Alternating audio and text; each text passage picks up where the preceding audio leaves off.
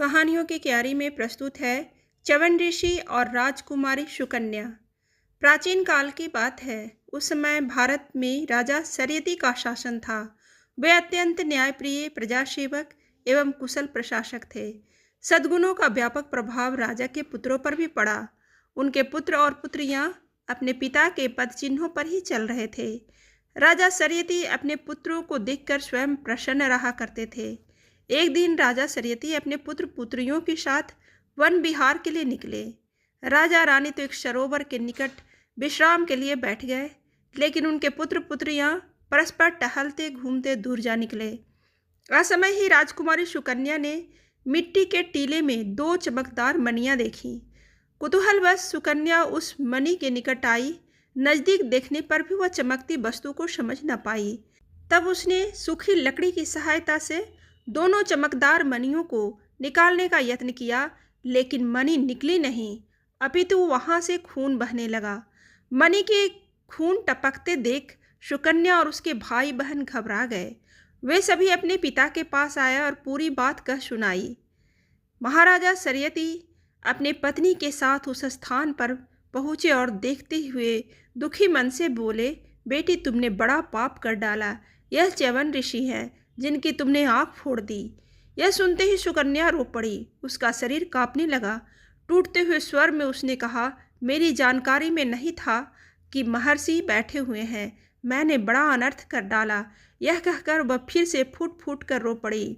हाँ पुत्री, तुमसे अपराध हो गया है। महर्षि च्यवन यहाँ पर तपस्या कर रहे थे। आंधी, तूफान और वर्षा के कारण इनके चारों तरफ मिट्टी का टीला बन गया है। इसी कारण तुम्हारी दृष्टि का दोष हो गया। मात्र 2 आंखें चमकती हुई दिखाई दी। अब क्या होगा?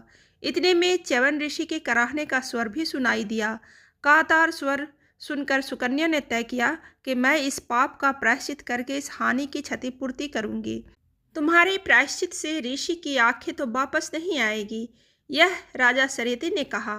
सुकन्या बोली, मैं इनकी आंखें बनूंगी। क्या कह रही हो बेटी? मैं उचित कह रही हूँ पिताजी। मैं ऋषिदेव की आँख ही बनूंगी। मैं मात्र भूल व क्षमा का बहाना बनाकर अपराध मुक्त नहीं होना चाहती। न्याय नीति के समान अधिकार को स्वीकार कर चलने में ही मेरा व विश्व का कल्याण है। मैंने यही सब तो सीखा है। मैं च्यवन ऋषि से विवाह करूंगी और अपने जीवन पर्यंत उनकी आंखें बनकर सेवा करूंगी। लेकिन बेटी, यह तो अत्यंत जर्जर व कृशकाय शरीर के हैं और तू युवा है, राजा सत्यवती ने कहा।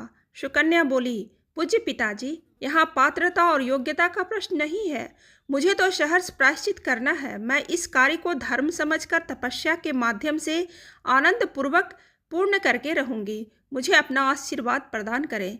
बेटी सुकन्या की जिद के समक्ष राजा सत्यवती की एक न चली। वे विवश थे, अतएव विवाह की तैयारी में जुट गए। महर्षि च्यवन के साथ बेटी सुकन्या का पानी ग्रहण हुआ। सुकन्या की इस अद्भुत त्याग भावना को देखकर देवगण भी अत्यंत प्रसन्न हुए। सुकन्या के कम आयु को देखकर देवताओं ने च्यवन ऋषि को एक औषधि बताई, जिसे च्यवन ऋषि ने उपभोग किया और वे युवा हो गए। उस औषधि का नाम बाद में च्यवन हुआ, जिसे आज लोग शक्ति, चेतना और स्वास्थ्य लाभ के लिए ग्रहण करते हैं। प्रायश्चित व सेवा भावना के कारण सुकन्या का नाम च्यवन ऋषि ने मंगला रख दिया।